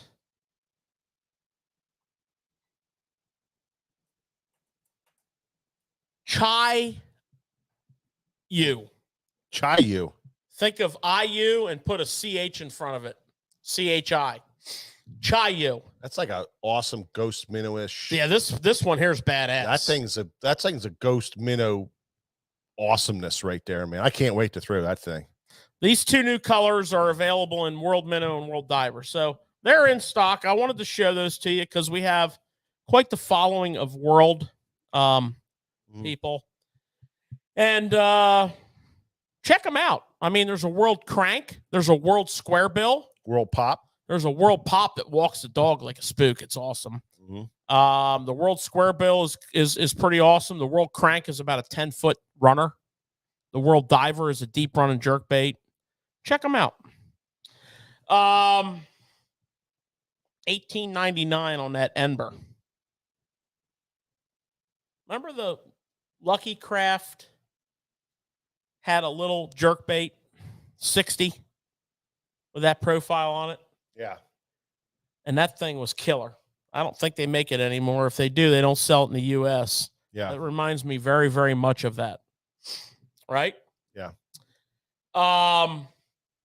So next we're going to take the price range up a little bit, just to $499.99. And we're going to briefly discuss the Luz Elite TI. This is their flagship reel that they brought out this year. It's been out all season. We've been giving Luz a little bit of love because we've been bypassing them the last little bit of time for no reason other than just being busy. But this bad boy's got some, for Luz never has been known for, they started with some $300 reels, the Hypermag, the Pro TI. This is the Elite TI, $499.99, 6.2 ounces. One gear ratio, 7.5 to 1. And it retrieves 30 inches of line per crank. Yeah. 30 inches. Nice reel. 60 inches. Very nice reel. 90 inches. It's got the little keeper system for knowing what your line is. That's one of the greatest features that you can put on a reel. Did you see that, Nick? Well, it's got the little kick out for the hook keeper. That's a great feature. Little hook keeper. But on the dial of the cast control tension is a little screw looking thing with an arrow on it. And they put it on a lot of their reels. Yeah. And it allows you it has the pounded test around it, Nick. And you can dial right into it what pound test is on your reel. George and I. You can also dial in whether it's fluoro or mono. Yeah. Or braid. Yeah. The squares are one. Although you made it, if you have to turn the dial to braid to remind you that braid's on there, this reel is out of your. Well, fluoro to mono, capacity. fluoro to mono, fluoro to copolymer, maybe. I don't know. Right. But they actually have a braid on there. Oh, that's pretty bad. They have a mono braid arrow. That's pretty bad. Well, it's good to know what pound test a braid is. I know, but no. The other arrow is for the pound test. Oh. The other arrow is for whether it's mono or braid. Really? It just should say mono. And so yeah. One arrow is for fluoro, one arrow is for mono or braid, and then you take that arrow and you point it to the pound test. So if you're not sure if it's mono or braid, that's a problem. Do not buy this reel. That's a problem. But check this out, man. The drive gear in this reel is a hardened aluminum drive gear. And if you weren't here last year or last week, I apologize. Last week, profusely. That's all right. So this is your drive gear. Okay, this sits in here, and the handle turns this. This turns around like that, and it meshes up with the pinion gear. And as this turns, it turns to pinion gear. Okay? These two gears are trying to destroy each other if they're not made correctly because they're intertwined. So the hardened aluminum drive gear and the big, this is a standard pinion gear. Theirs is bigger. They get along real well. So you're going to get nice long life. For $500, you better get long life. The braking system is an external adjustable, very high-tech centrifugal braking system called Paramag, which no one in the entire Lose organization has really done and went and gone and broke this down in detail. So we have 8 little centrifugal / mag brakes that affect the side of the spool. Very delicate, very fine balance. And you just adjust it externally here. Real easy to do. Aluminum frame, and both side plates are aluminum. But wait, where's the titanium? There isn't any. So the titanium comes from, in all reels, the finish. That is a titanium deposition finish, which basically means it's titanium paint. Yeah. 11 bearings, high quality. Hard to scratch. Oh, yeah, you can't scratch it. Yeah. You can't scratch it. 11 bearings, high quality, super high quality. Most of them are shielded. Very nice reel. Very nice reel. Yeah. Yeah. Carbon drag washer produces 20 pounds of drag. 95 millimeter carbon handle, wind, dry, grips. Yeah. The only thing is the Paramag. I would like to see Luz do a Paramag explanation video. It's very, Because I found on this reel, yeah. you can do very little braking Yes. and do all your control over here. Yeah. And by very little braking, I mean if you back off a cast control to the point where that spool starts to wiggle and then tighten it back up to the point where that wiggle goes away, Yeah. that's minimum. Add a tiny bit, which would be a really fast free spool. You can control the rest of it over here. Yeah. Very good on the braking.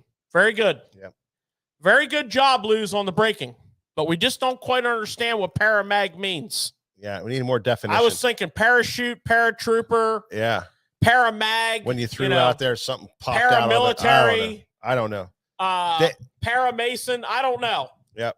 What it refers to. I know how it works, but I'm not sure on the lingo. I don't know, Dave Engel. saying. Dave said he's going to have to get one of them. I'm like, the man will probably break it because he breaks everything. Now. He breaks everything. That is a bold example. I don't know how he does it, but he breaks every reel that's on the market. So I don't know. I think you should get a Zebco 33 push button and go back to that, Dave Engel. Okay? That's what you should do. Stay tuned for another 10 or 15 minutes max, 10 minutes, because we're going to break some frickin' laws in 10 minutes. Go ahead, George. What else you got? Well, the water's getting low and clear on the Susquehanna. The bass are starting to think about spawning up north on the New York lakes and the big lakes and the big St. Lawrence. And it's this time of the year when my thoughts turn to marabou jigs. Oh, yeah. I'm just saying. Oh, yeah. And, the whole marabou jig concept is really foreign to a lot of people. And not to mention, it's a strange technique. Crazy. Basically, we're taking this jig, which is 1/8 of an ounce. That everybody would fish in January or February. Marabou jig, VMC, flat eye, 60 degree, a nice VMC hook, quality hook, black skirt. It's got a little flash in it. And then we're taking a little bit of worm. We're taking a little bit of plastic worm. The hell is that? And look at that bag. we're going to go onto this hook, and this is going to be for weight. Okay? So we just want a little bit of plastic worm here, right? And we're going to thread that on there. Normally, you can just reach down on the floor of your boat and find a nice torn up worm. Did you just ruin a brand new, beautiful, brand new worm hook or worm there? What the hell's the matter with you? You don't want too big a worm on there, but you don't want too small a worm. You want to preserve that gap. What's that do, George? That adds weight to aid in casting. The Mm. key to this technique is to make a long cast, let this jig sink down in the water a little bit, and then reel it back in nice and slow. So this is a very effective technique for big fish. Very effective. But it's hard to cast this little guy. So you need to get yourself into the right rod. And when this works, you're going to be glad you bought the right rod. Yeah, that's the big thing with that. 7.6 to 7.10 light. Grab a hold of that tip, Nick. Here, I got it here.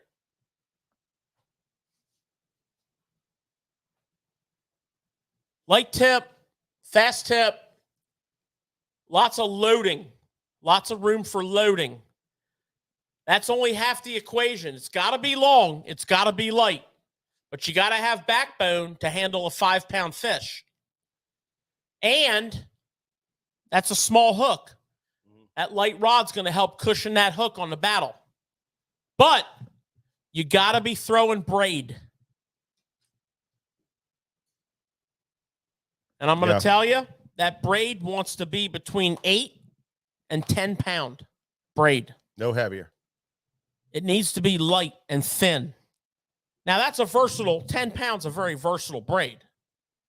So it's not like you're limiting yourself. And then you're going to fish a long leader, like 10, 12 foot a leader, 15 foot a leader, 6-pound fluorocarbon to 8-pound fluorocarbon. Cast it out. Let it sink a little bit. Reel it in. Slow and steady. And it just, when they eat it, it's just game on. It's kind of like fishing a spy bait. Yeah. And it works. Big time. Yeah. We're getting into that time of year. That VMC Marabou jig is sweet. I did some work with that last year. That's a good jig, and we're getting into that season. Everywhere you got clear water and smallmouth, this works. Absolutely. Especially when they get on the flats. It's a crazy technique, and it's hard to fish, if you don't know what you're doing. When they get on the big flats. Get some confidence in it. Fish it everywhere. Cast it out and reel it in. Does take clear water though for it to work. Cast it out and reel it in. Crazy. Swim it. So that's from VMC. VMC, if you saw Wheeler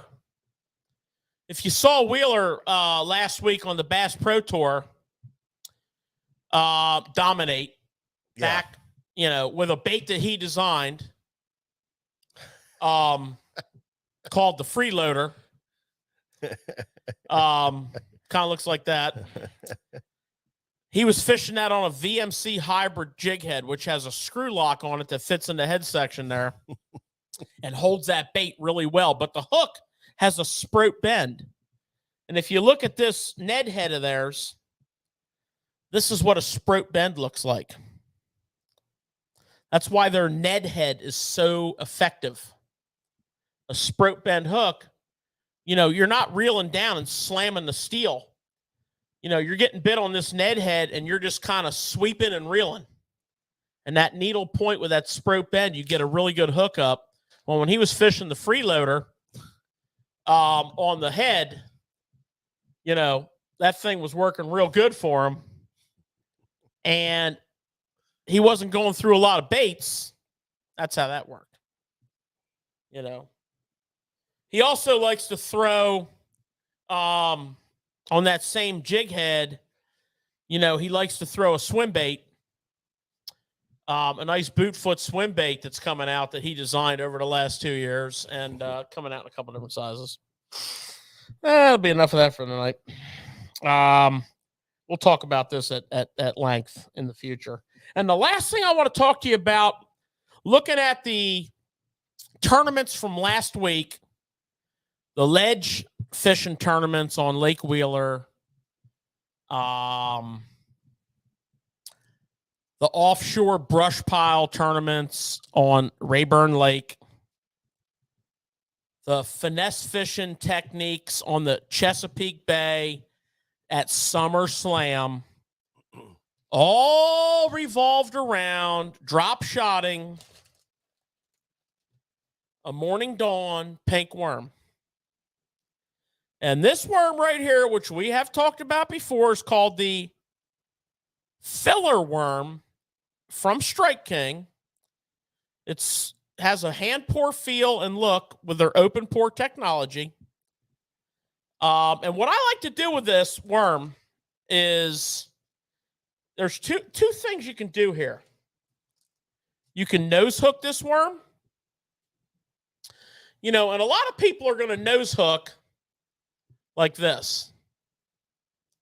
They're going to come back about not even an 1/8 inch maybe, and they're going to nose hook their worm like that. And that's fine. That'll work. But what I like to do is I like to kind of come in like this.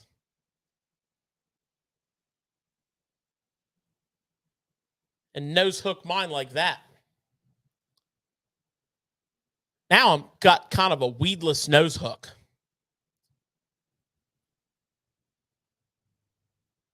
Okay. Now, a lot of these brush pile guys, that is just not going to work. So what they're doing is they're taking a straight shank worm hook that's made for Texas rig and straight tail light worms. This is a Gamakatsu made by Gamakatsu, but modified with the keeper by Robo Worm. It's called a rebarb hook. And it simply allows you to Texas rig on your drop shot. And the little keeper holds that worm in place so good that when you're dragging that bait through the brush pile, it stays rigged up. Now, that might tear out on you, but these things are long enough you can pinch that back and re-rig it again. Mm-hmm. Filler worm by Strike King, Morning Dawn, Mm-hmm. which they call Morning Dawn. 2 ways to rig it. Actually, 3. Been in the news, been winning a lot of money on this worm. Thought we should revisit it. Don't forget, everybody. Like I said at the beginning of the podcast tonight, Tackle Shop Live. Right now, we have our Memorial Day sale going on online. 15% off most everything in the store. There is limitations because it's an online sale, but you have until midnight tonight to take advantage of a lot of stuff at 15% off. We're going to hold it right till midnight. And then for you local guys or people who want to drive into the shop tomorrow, starting at 9 a.m., we have our in-store event. And we're going to kind of mimic what was going on online. We're going to have 15% off most everything in the store. We have some other great specials that we're not allowed to talk about that we can always do in the store only. So if you're within driving distance, it may be worthwhile coming in and checking out our specials. We got some things up to 50% off, a lot of 25 and 30% off items, some overstock stuff that George is blowing out at 40 and 50% off. Some great stuff. So, take advantage of it starting tomorrow in the shop and running till Saturday at 4 p.m. and tonight online until midnight. You can get 15% off a lot of the stuff we discussed here tonight. And, and at least get stocked up and ready to go. We're coming up on our second part of the season for a lot of us guys, which is the post spawn. There's still some spawning stuff going on. There's some baits that you might want to get involved with. George and I had our meeting with Rapala today, and they showed us all the hot new stuff coming out. And George was teasing you with it, so that's what that was all about. We're not allowed to show you any of it, but we did steal some stuff, and we're going to fish it this weekend and see what it's all about. Boys, I have a very important PSA for our listeners, and I can see by the readout there's still quite a few people hanging in there. And this is serious. You know, normally I have like a nice little, you know, goofy thing about eating carp or something. So we're starting into the Memorial Day weekend. We're starting into the heavy boating season, and we're starting into the money grubbing, profit mongering oil companies that just want everything you got from trying to get you to put E15 fuel in your boat. So what I want you to do is look at your pump for an orange sticker. It has to be orange, and it will say this fuel contains E15. And I got news for you. A lot of 88 octane fuel has E15. If you pump that in your boat, Gonna blow it up. You can kiss your boat goodbye. Your motor will blow up. It will not be covered under warranty. And the rest of your season, you will be affectionately known as boatless bank trash. So if you don't want to be boatless bank trash, living in a van down by the river, watching everybody go fishing, you need to read the pump. Make sure it's no more than E10. This has been a public service announcement by those who would like to see you continue fishing. Now, you don't mean boatless bank trash as a bad thing. I don't. It's a term of endearment. If you took it the wrong way, you're watching the wrong show. Just want to clarify that. It's not a bad thing, is what you're saying, right? It's not a bad It's not. thing. We got some great people. But if you took it the wrong way, there's Yeah. lots of these fishing shows out there. Dial one up. Because I love everybody. Yeah, better. Okay. Listen, for all you guys, one more time, get involved with the youth. This is a great way of doing it. Check into the ikefoundation.org, I believe it is. It's on this stream here. You can check it out. We have it online at SFT Tackle or Susquehanna Fishing Tackle Facebook page. You can check it out on there. But go to their website, check out this tournament. It is a fantastic cause. It's going to be a great time. We're going to hang out down there after the tournament and talk with everybody and be there and just have a great old time. But more importantly, it's about making a change in somebody's life to the positive, to go outdoors and start fishing. And that's what the Ike Foundation is all about, to introduce these kids to something that maybe they would never, ever get introduced to. And Ike and his foundation and Becky and all their company that does a great job over there. It's not, you know, it's not just those two. They have great people that work for them that do great things also. But they're Becky and Mike's, you know, inspiration for this is something that's worthy of, hey, get involved. Let's go fish this tournament. We want to fill this up. We got 150 boats. We want to fill it up. I'm not going to leave it alone. I'm going to talk about it every week from here on out till the tournament. And I want you guys to get involved with this thing and have another great tournament like we did for Susquehanna Fish and Tackle SummerSlam tournament. And we're going to get this thing going, and it's going to be a great time. So I just want to put that out there one more time. Ike Foundation, the Ike tournament on the bay, win a boat, Bass Cat with a motor, and a bunch of other prizes. They're giving away power poles. They're giving away all kinds of stuff. It's going to be great, you know, so get involved with that. Got anything else, Nick? Nope. Great show. Yep. George, you got anything? Negative. All right. Everybody who was commenting over here, thank you so much. It was such a great show. You guys are great. I love the way you talk and chat and bring us into it. and have great comments and conversation on there. Until next time, we'll see you at the next Tackle Shop Live.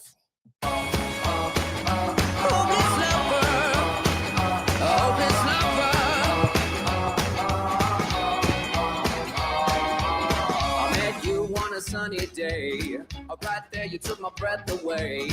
Young and pretty, was it just a dream? The next day you called me up, you told me I'm your little buttercup. You came over and you fell into my arms. Well, I know what I feel. Please tell me your love is real. You make me smile when I think of you. If I am down, knowing I am blue, I can't get enough. You make me happy, I feel so fine. Oh, how I wish that you were mine. I can't get enough.